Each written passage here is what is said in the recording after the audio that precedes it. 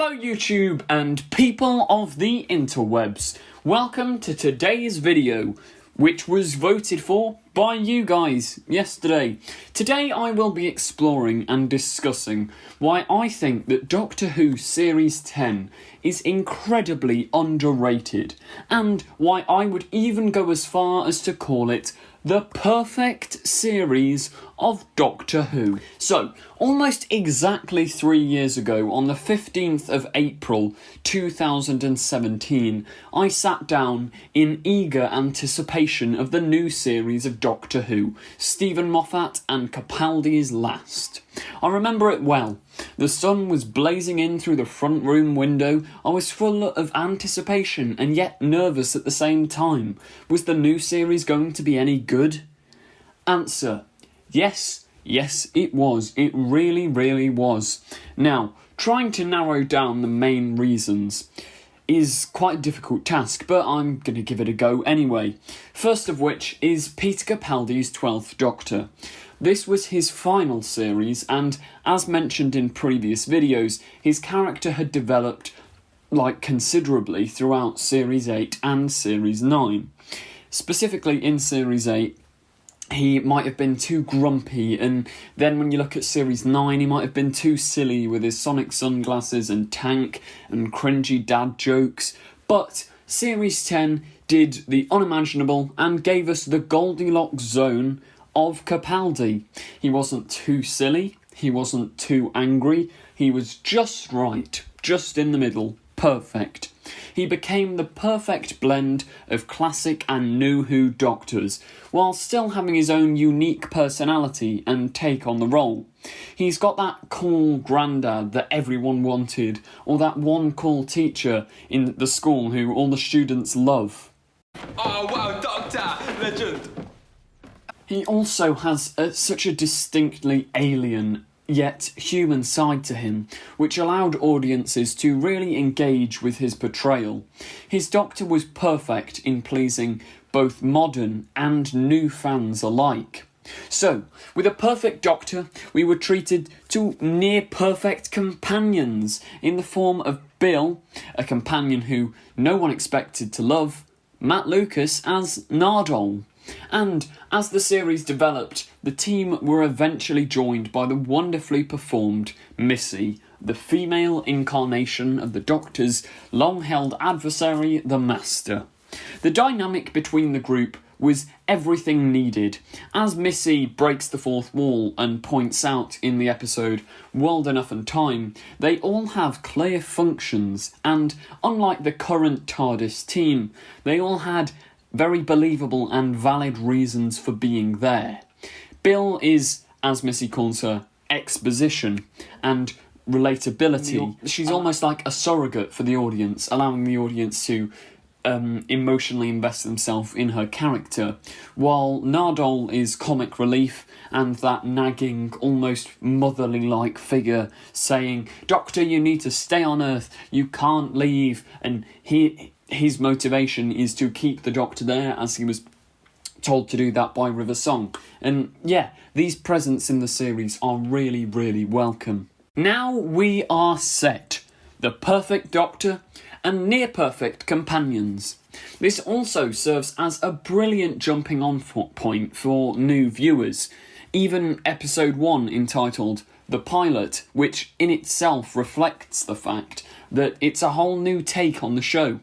It introduces the audience to many things, these things being the Doctor as a character and how he acts and his new job as a lecturer, the TARDIS and all its functions, its space travel, its time travel, its interplanetary travel, and explaining how the TARDIS works. And the jokes about the kitchen, etc., they're all brilliant. But it also introduces us and shows the audience what a Dalek is for what could possibly be their first time, and it sets up the brilliant mystery of the vault, which makes people desperate to continue watching. It's back to basics Doctor Who, yet it still does its job in pleasing long-term fans by its hundreds, if not thousands, of tiny blink-and-you'll-miss-it references, such as the old sonic screwdrivers in a pot on the Doctor's table, pictures of both Susan and River Song, a Movellan and Dalek war. Movellans haven't been seen since Tom Baker's era, so that was quite a surprise.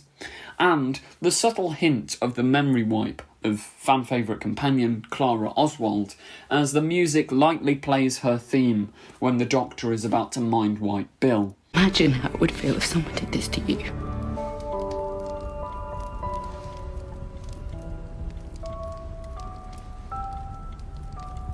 All of this just in one episode. It's absolutely amazing. Now, moving on to Smile, episode 2 of series 10. One of my all-time favourite stories, which once again feels like a brilliant blend of the old and the new, and the ingenious plot with many twists and turns, which will keep both adults and children alike entertained.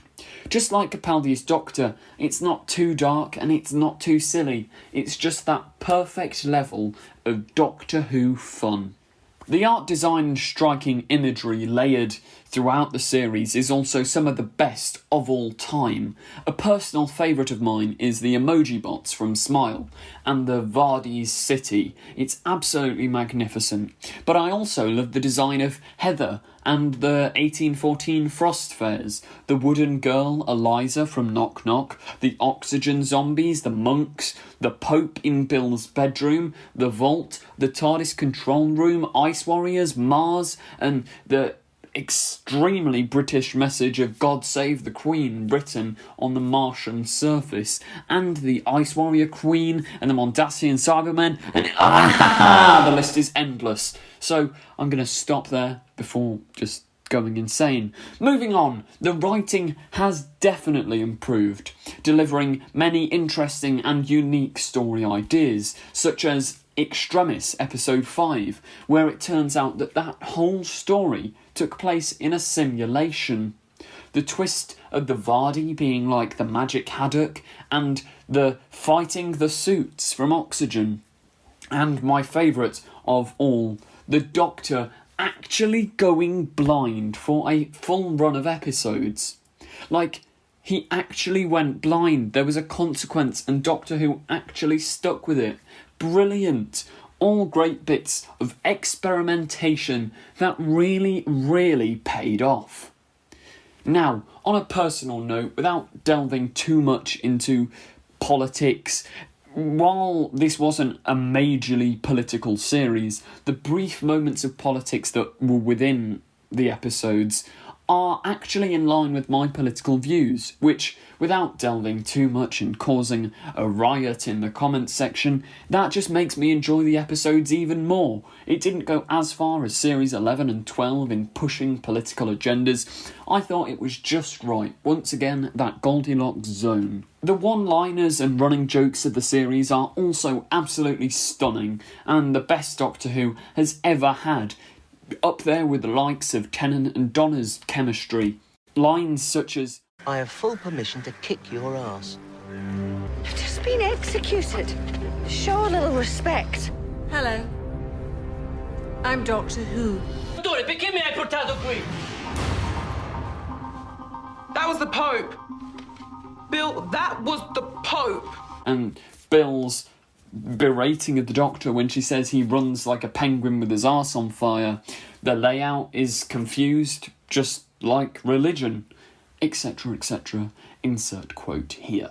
Another thing Series 10 succeeds in is its cliffhangers and mystery.